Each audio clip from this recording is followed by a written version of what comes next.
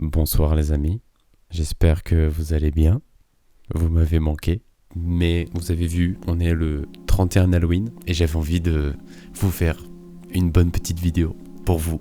Ça fait genre 5 mois que vous avez pas vu ma tête sur YouTube et en même temps c'était nécessaire, mais ça, je vous en parlerai dans une prochaine vidéo, vous aurez tous les détails parce qu'il y a plein de trucs à raconter. D'ailleurs, je ne suis pas chez moi actuellement, ça fait partie aussi du processus. Vous aurez toutes les infos dans une prochaine vidéo. Voilà. Sur ce blabla général, parce que je suis juste trop heureux de vous retrouver. Justement, nous sommes dans une ambiance particulière pour Halloween et je vais vous raconter une histoire d'horreur. Mais, ce n'est pas n'importe quelle histoire. C'est une histoire que j'ai créée. En fait, à la base, c'est un cauchemar que j'ai fait, que j'ai scénarisé en histoire d'horreur pour pouvoir vous le raconter. Installez-vous bien, mettez-vous dans l'ambiance. Je peux faire de l'ASMR du coup. J'espère que je vais vous donner des frissons. Pour les plus courageux, j'espère au moins que vous serez immergés dans l'ambiance. C'est parti, sans plus tarder, pour vous raconter mon histoire d'horreur. Mon histoire commence chez moi, en plein milieu de la nuit d'un vendredi. Et notre maison se situe dans un petit quartier calme, entre la ville et la campagne. Elle est plutôt grande, et elle possède 2 étages, et nous avons aussi un petit jardin. Et ce soir-là, mes parents sont partis en week-end entre amoureux et mon frère, lui, dort chez sa copine. Je me retrouve donc seul à dormir à la maison. La soirée avance, le ciel s'éclaircit et c'est la pleine lune. On entend le vent qui souffle légèrement dehors, les feuilles des arbres qui bougent et certains oiseaux nocturnes qui se mettent à chanter. Bref, tout le quartier dort paisiblement, bercé dans cette ambiance. Tout le monde, excepté moi-même. Je viens de me réveiller brusquement, complètement trempé, essoufflé et en sueur. Je ne me souviens de plus grand chose, j'ai un peu mal à la tête et au bras vu la position dans laquelle je dormais. Et en fait, je pense que j'ai fait un simple cauchemar. Je prends mon téléphone pour regarder l'heure et je vois qu'il est 2h54 du matin. Bon, dormir c'est cool, mais être trempé c'est désagréable. En plus, il fait pas très chaud en ce moment et je ne voudrais surtout pas tomber malade. Ne parvenant pas à trouver le sommeil, je décide de me lever et je me dirige vers la salle de bain qui est juste à côté de ma chambre. J'ai clairement envie de décompresser et l'eau chaude va bien m'aider. Et hop, on se déshabille et on prend son pied avec une eau à 35 degrés.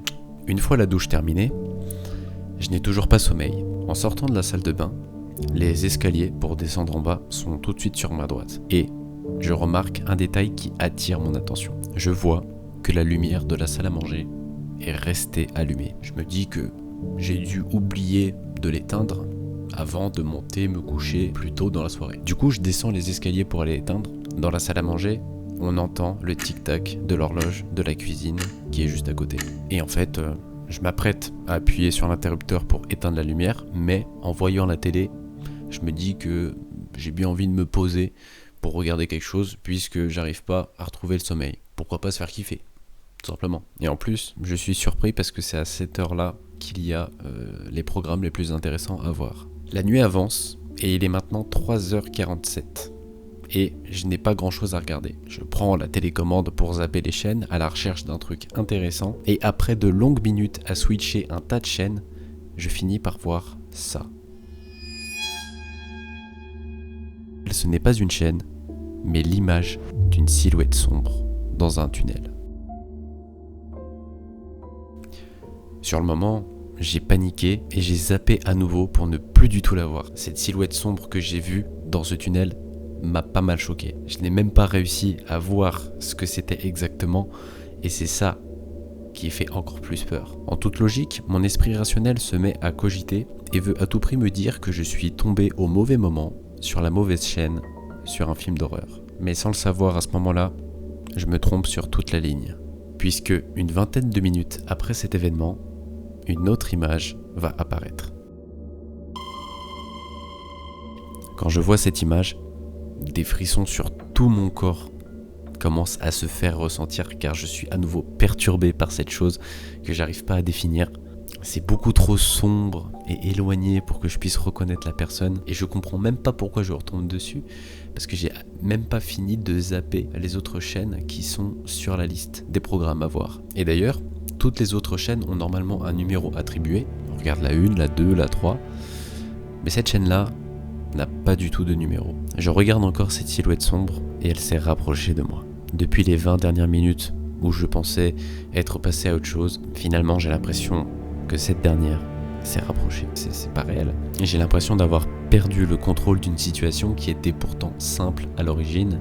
Ce n'est qu'une télé et une simple télécommande. Je veux changer de chaîne, mais pour autant, la peur de retomber sur cette silhouette inconnue une troisième fois me met mentalement dans un sale état.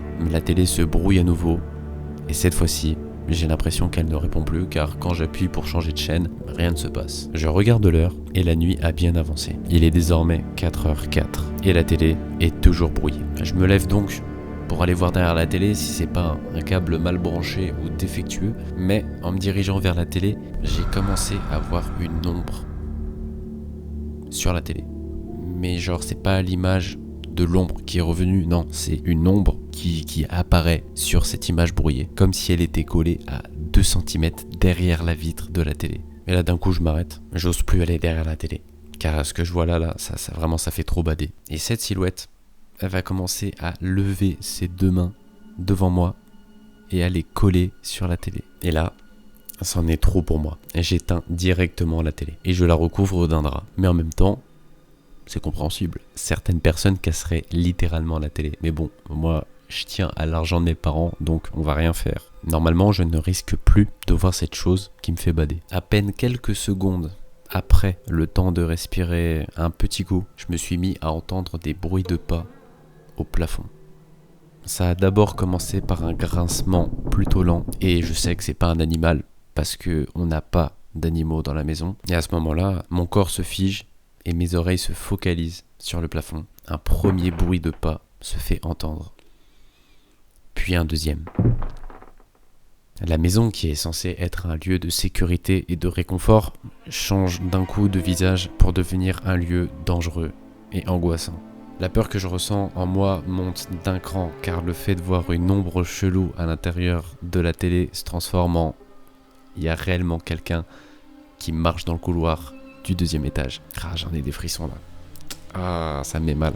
Je regarde le plafond, exactement à l'endroit où j'entends les bruits de pas, et je comprends que la personne se dirige vers le fond du couloir. Et le fond du couloir, c'est également là où se situe ma chambre.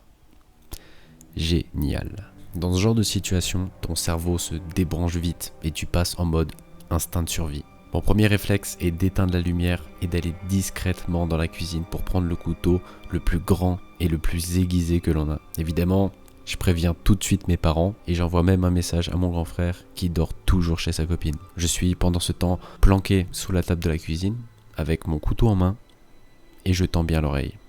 J'écoute attentivement les moindres bruits que j'entends dans la maison. Au bout d'un moment, j'entends une porte qui s'ouvre. Je suppose que c'est celle de ma chambre que j'avais fermée plus tôt en partant prendre ma douche. Et ensuite, plus aucun bruit. Tant que je suis en sécurité, je fais les bons gestes. Je tente d'appeler la police, mais problème de plus, j'ai plus du tout de batterie sur mon téléphone. Je n'avais pas fait attention à ce détail et ma batterie s'est entièrement déchargée. Je reste temporairement là, sans bouger d'un seul poil, et les minutes passent.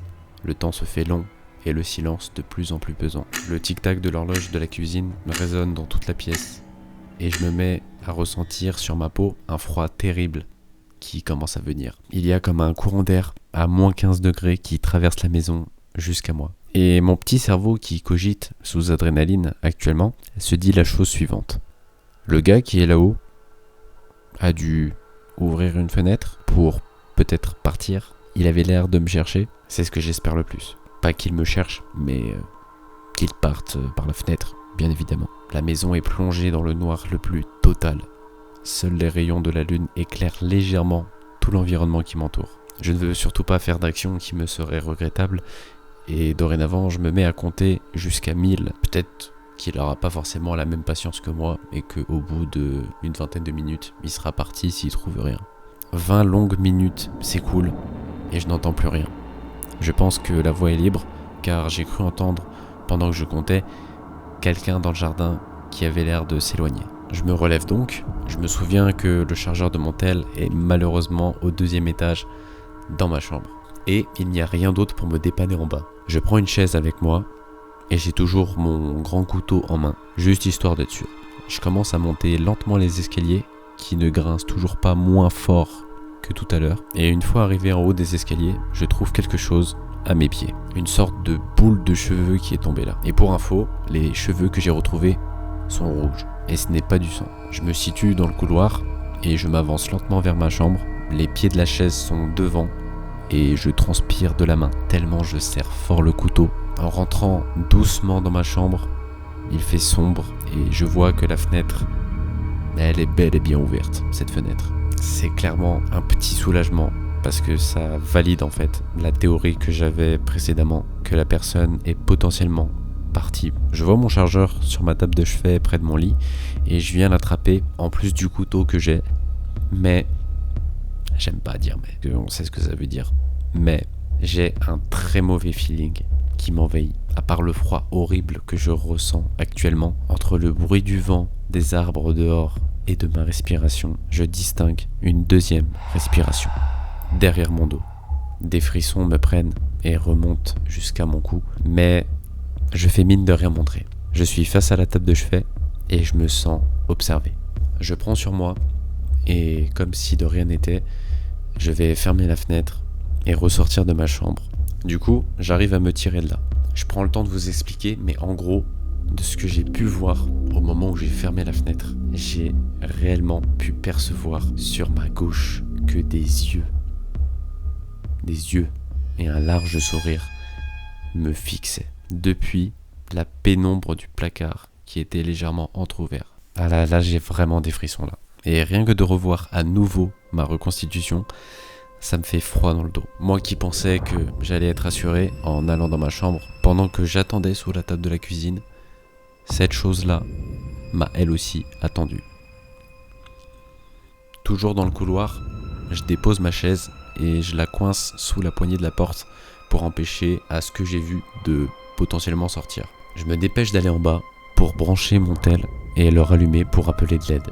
Et au moment où c'est fait, la lumière de la salle à manger que j'avais allumée s'est subitement éteinte. Là, mon cœur s'accélère. J'essaye d'allumer la lumière, mais rien ne se passe. Quand soudain, la télé, elle, se rallume toute seule. Le drap que j'avais posé dessus a bizarrement disparu. Je regarde de loin la télé, en étant près de mon téléphone branché, et j'ai vu une image depuis la télé. C'est que sur l'escalier qui se trouve derrière moi, se trouve une sorte de monstre déformé. Un monstre qui se rapproche de moi avec une tête qui me terrorise. Cette image de cette chose est gravée dans ma tête. Ce crâne humain, aux yeux globuleux et au sourire inquiétant, ne sera qu'un simple souvenir qui se meurt dans ma mémoire, puisque à ce stade-là, il est déjà trop tard pour moi.